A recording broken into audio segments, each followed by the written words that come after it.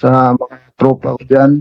Dapat kung may problema tayo, huwag na lang tayong uminom. Dapat ipagdasal na lang natin sa may kapal at magbasa na lang tayo ng Biblia para maliwanagan tayo sa ating mga pagsubok sa buhay.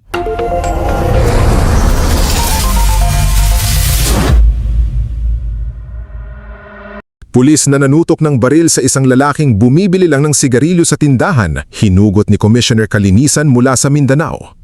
Akala marahil ni Police Corporal Henry Bokida ay ligtas na siya sa presscon dahil naka-assign siya sa Mindanao. Ngunit matapos mag-viral ang video ng umano'y panunutok niya ng baril sa isang lalaki sa harap ng isang tindahan, agad siyang ipinatawag ni Commissioner Kalinisan. Ayon sa biktimang si Elmer, bigla na lamang umanong dumating si Corporal Bokida na nasa impluensya ng alak at agad na niglabas ng baril. Noong una, inakala pa raw ni Elmer na ipinagmamalaki lamang nito ang kanyang baril, kaya kampante siyang naupo sa harap ng tindahan. Mulit laking gulat niya nang ikasa umano ng pulis ang baril at itinutok ito sa kanya. Samtang nagdago ito sigarilyo, nakalitom siya o nabot dito nagdalag pusil. Dahil ako gatuo ba nga, ako yung pusilon. Ay, okay sa lang gihimo niya. Dahil mo itong nalingkod, tapos bangko. Sabi na ako, kanang ipaibogra pa. Lugayan niya istorya, dari naman ako gitiun. Umabot pa sa puntong nagpagulong-gulong silang dalawa habang nakatutok pa rin ang baril.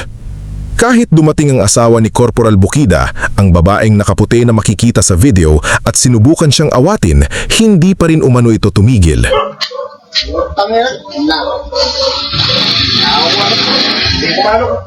Humupa lamang ang komprontasyon nang makaramdam umano ng matinding pag-ihi ang pulis.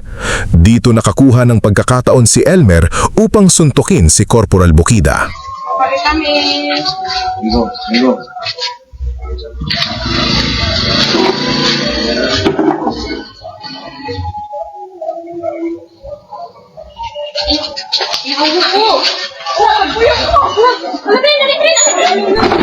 Sinabi rin niya na marami sana siyang pwedeng ipangdepensa sa sarili, ngulit pinili niyang isang suntok lamang ang ibigay dahil natakot siyang siya pa ang makasuhan.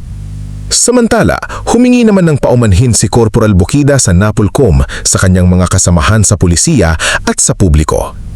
Ayon sa kanya, nadala lamang siya ng kanyang kalasingan. Iginiit din niya na may nasabi umanong hindi maganda si Elmer tungkol sa kanyang asawa na aniya ay naging dahilan ng kanyang ikinilos.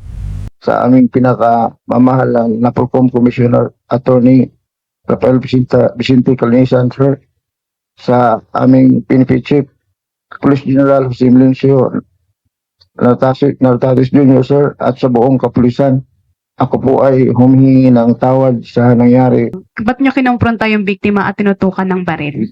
Meron siyang masamang sinasabi sa apart sa asawa ko, kaya yung nakita ko siya at nakainom ako, kaya ko nagawa yun po, ma'am. At ako po ay taos-pusong nagpapasalamat sa inyo, sir, Kalinisan, sir, at nabigyan niyo po ako ng pagkakataon na makapag-sorry sa inyo, sir, at sa buong kapulisan, sir. Tapos puso ko pong tatanggapin kung ano man ang inyong consequences na i-ano niyo sa akin, sir. Si Corporal Bokida ay 8 taon na sa serbisyo bilang pulis. Ayon sa mga ulat, naharap na rin siya sa isang hiwalay na kaso noong Enero kaugnay ng umanay pananakit sa kanyang asawa.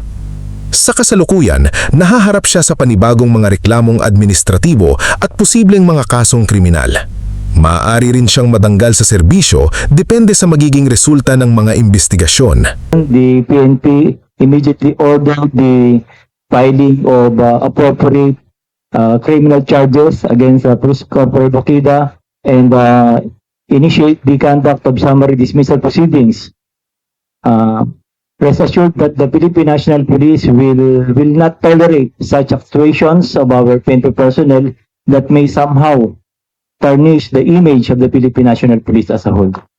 Ang penalty na maaari niyang kaharapin from suspension to demotion to dismissal. And we will not think twice to dismiss this police official upon deliberation of the National Police Commission.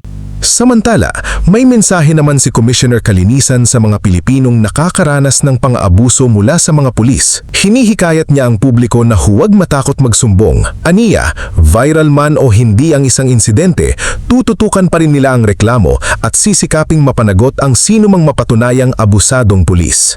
Siguro po, ma-inspire ho sana tayo sa mga ganitong kaganapan na nakita ho natin na klaro na meron pong maaring puntahan ng ordinaryong mamamayan kapag siya po ay naging biktima ng isang abusadong pulis.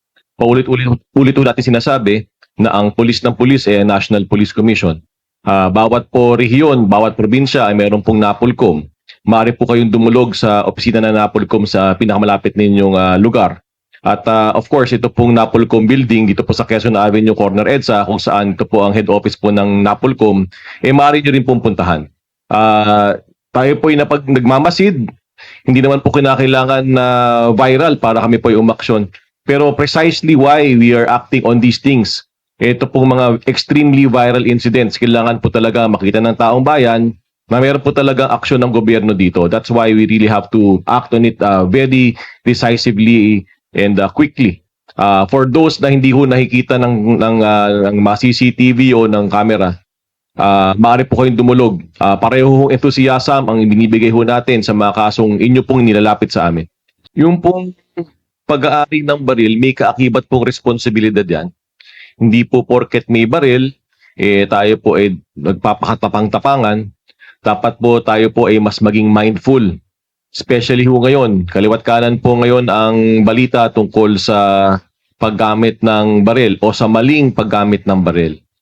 And ang number one po dapat na nag-iingat sa paggamit ng baril ang ating kapulisan. That is why this is very important to us. This case is important because one of our policemen was involved in the misuse of a firearm. Ang pangako po ng ating kapulisan, sila po ay nanumpa to serve and protect the people. Hindi po dapat sila ang nangunguna na gagamitin ang lakas o gagamitin ang dahas laban sa ating mga kababayan. Kung ano pong kakaharapin yung admin cases ni Corporal? Yung po ating regional office sa NAPOLCOM, inatasan na po natin ang ating regional director si Pablito Abad. Inasikaso na po ang grave misconduct sa conduct unbecoming of a police officer. Laban po kay Mr. Henry Bokida Jr., isang police corporal. Nag-coordinate po ang ating NAPOLCOM regional office sa regional office po ng Philippine National Police para po sabay pong nag-iimbestiga under po at lead po ang National Police Commission sa investigasyon na ito as far as the admin aspect is concerned. For the criminal aspect, na-file na po ng PNP ang criminal component ng kasong ito at sa aking pong pagkakaintindi, ito pong biktimang si Elmer Balagot Bancayren ay naghapalan na rin po ng criminal case laban po sa police corporal sa ating kalapit.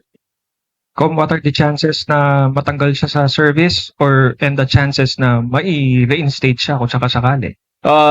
Of course, I cannot discuss the details pero klaro naman siguro sa atin at alam natin na dapat ang lahat ng susuot ng uniforme ay fit.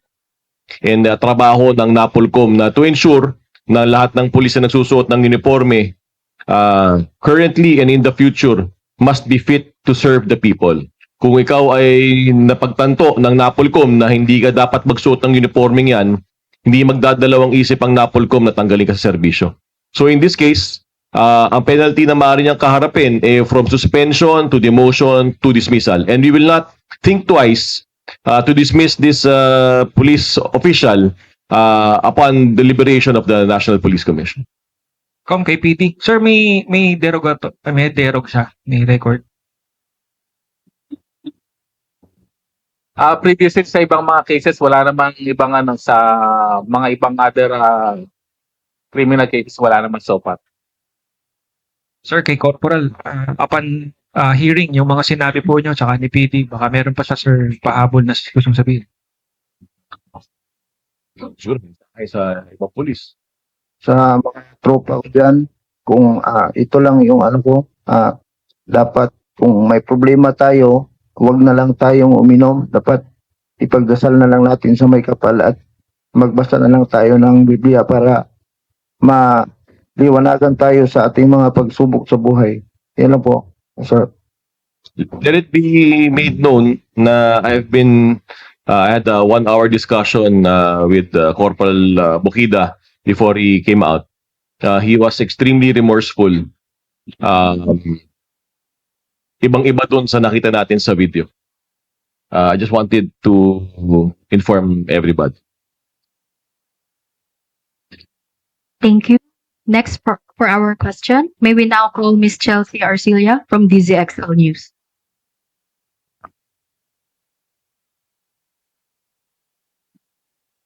Hello. Hello po, first sir, Bukida po. Para lang din po alam namin yung side nyo that time, maliban po sa lasing po kayo, ano po kaya yung reason ba't kayo, ba't nyo kinompronta yung biktima at tinutukan ng baril?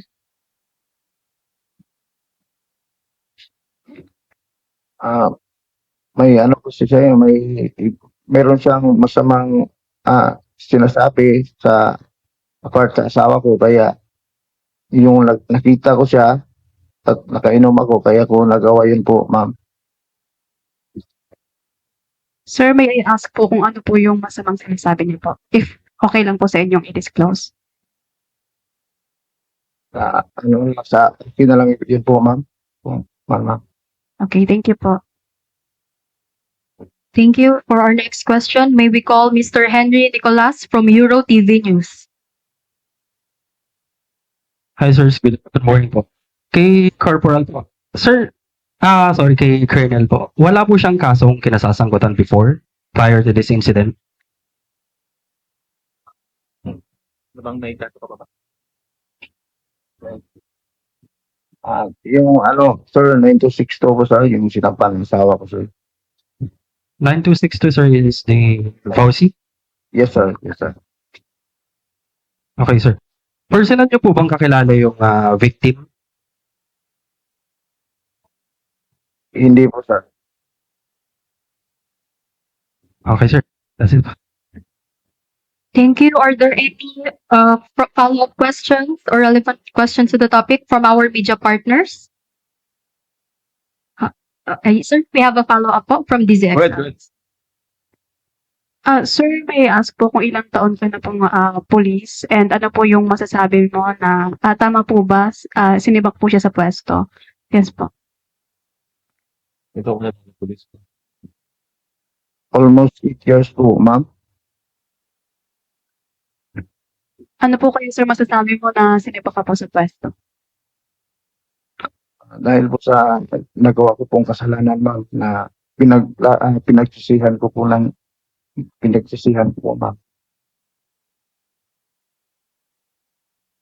Apparently, hindi ko lang kung relevant. Ang iniinom pala niya beer. Isang sobrang sikat na brand na beer. At bangin pala yung itinulak siya. Kala ko dati sapa bangin pala yon. So after nang nanutok, siya ay lumayo ng konti, nakatalikod, tapos ang ginawa nung tinutukan niya, siya ay tinulak doon sa bangin. Gano'ng kataas yung bangin, Corporal? Mga 5 feet, sir. Yung taas. Thank you. Are there any follow-up questions from our media partners? Hearing none, we'd like to invite Commissioner Kalinisan for his closing statement and the message, sir. Yung pong pag-aari ng baril, may kaakibat pong responsibilidad yan. Hindi po porket may baril, tayo po ay nagpapakatapang-tapangan.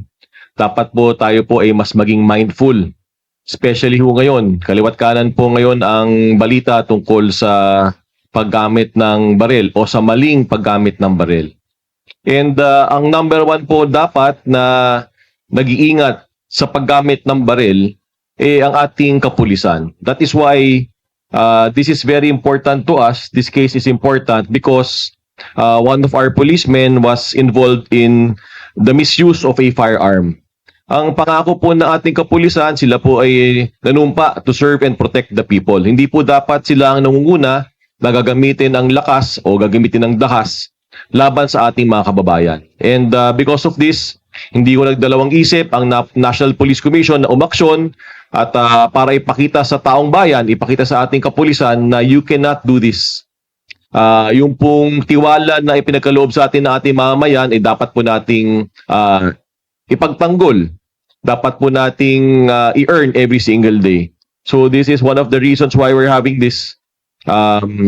It's a signal to our policemen to be more mindful and circumspect in using our firearms properly.